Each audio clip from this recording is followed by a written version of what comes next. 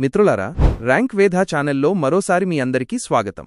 ఈరోజు మనం శాతవాహనుల కాలం నాటి వాణిజ్య సామ్రాజ్యం గురించి తెలుసుకోబోతున్నాం. వారి పాలనలో దేశీయంగానే కాకుండా విదేశాలతో కూడా విస్తారమైన వ్యాపారం జరిగింది.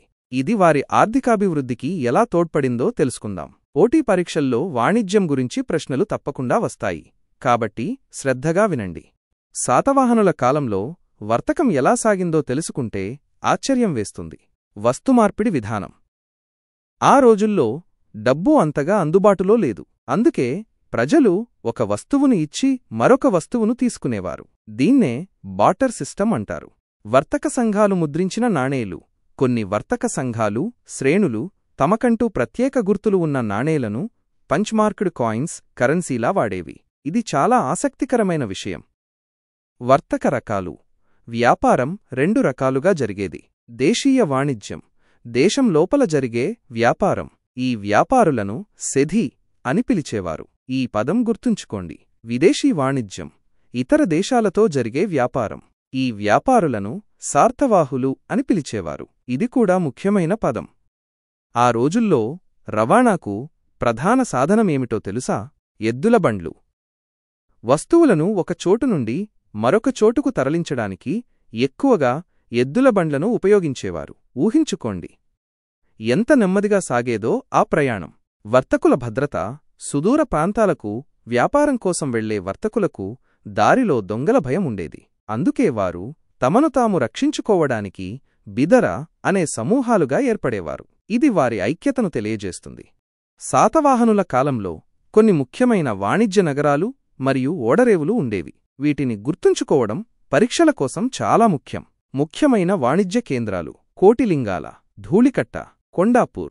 ప్రాచీన గ్రంథాలలో పేర్కొనబడిన ఓడరేవు నగరాలు: Periplus of the Erythraean Sea, Puducherry దగ్గరలోని అరికామెడును ఒక పెద్ద అంతర్జాతీయ ఓడరేవుగా పేర్కొంది. ఈ గ్రంథం మరియు నగరం పేరు చాలా ముఖ్యం. టాలమీ యొక్క ది గైడ్ టు జాగ్రఫీ. ఇది వాణిజ్య మార్గాల గురించి వివరిస్తుంది.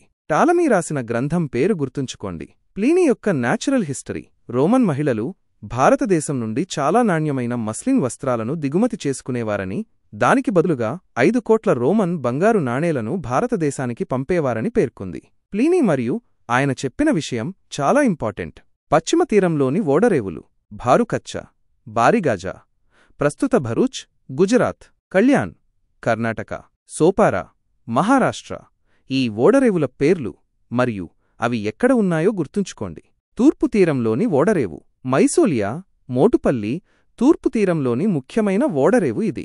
ప్రసిద్ధ పారిశ్రామిక మరియు వాణిజ్య కేంద్రాలు: గూడూరు, మెత్తని మరియు పలుచని వస్త్రాలకు ప్రసిద్ధి. మచిలీపట్నం, మస్లిన్ వస్త్రాలకు ప్రసిద్ధి. పలనాడు, వజ్రాల పరిశ్రమకు ప్రసిద్ధి. వినూకొండ, లోహపు పనులకు ప్రసిద్ధి. కోనసముద్రం, కరీంనగర్, అధిక నాణ్యత గల ఇనుమును ఉత్పత్తి చేసేది. ఈ ప్రదేశాలు దేనికి ప్రసిద్ధమో గుర్తుంచుకోవడం చాలా ముఖ్యం.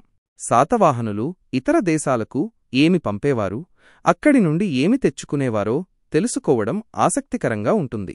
ఎగుమతులు: విదేశాలకు పంపిన వస్తువులు: మెత్తని వస్త్రాలు మరియు మస్లిన్. వీటికి చాలా డిమాండ్ ఉండేది. ఏనుగు దంతపు ఉత్పత్తులు, సుగంధ ద్రవ్యాలు, గంధపు చెక్క మరియు అటవీ మూలికలు, బంగారు కుర్చీలు, రత్నాలు, ముత్యాలు, చక్కెర, నూనె, నెయ్యి. విలాసవంతమైన వస్తువులు: స్త్రీ బానిసలు.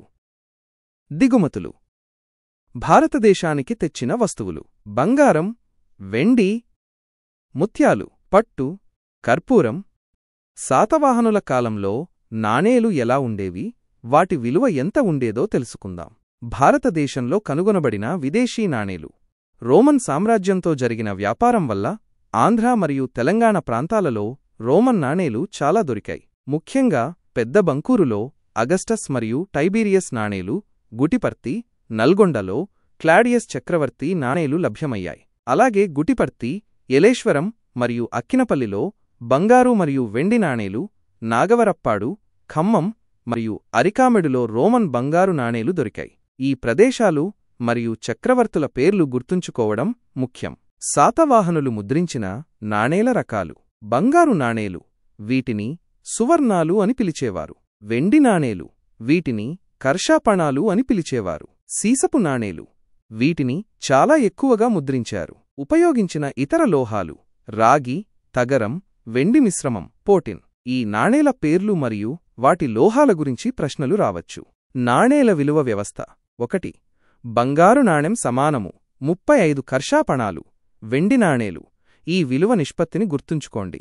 మిత్రులారా, శాతవాహనుల కాలంలో అభివృద్ధి చెందిన ఈ వాణిజ్య వ్యవస్థ మరియు నాణేల వినియోగం వారి ఆర్థిక స్థిరత్వానికి, సంపదకు ఒక గొప్ప నిదర్శనం. అంతర్జాతీయ వాణిజ్య సంబంధాలు వారి ఆర్థిక వ్యవస్థను మరింత బలోపేతం చేశాయి. ఈ విషయాలన్నీ పోటీ పరీక్షల దృష్ట్యా చాలా ముఖ్యమైనవి. ర్యాంక్ వేద ఛానల్ను ఆదరిస్తున్నందుకు ధన్యవాదాలు. ఇలాంటి మరిన్ని విశ్లేషణల కోసం మా ఛానల్ను సబ్స్క్రైబ్ చేసుకోండి, లైక్ చేయండి మరియు మీ మిత్రులతో షేర్ చేయండి. మీ విజయం కోసం మేము ఎల్లప్పుడూ మీతో ఉంటాం. మళ్ళీ కలుద్దాం. చదువుతూ ఉండండి. జై హింద్.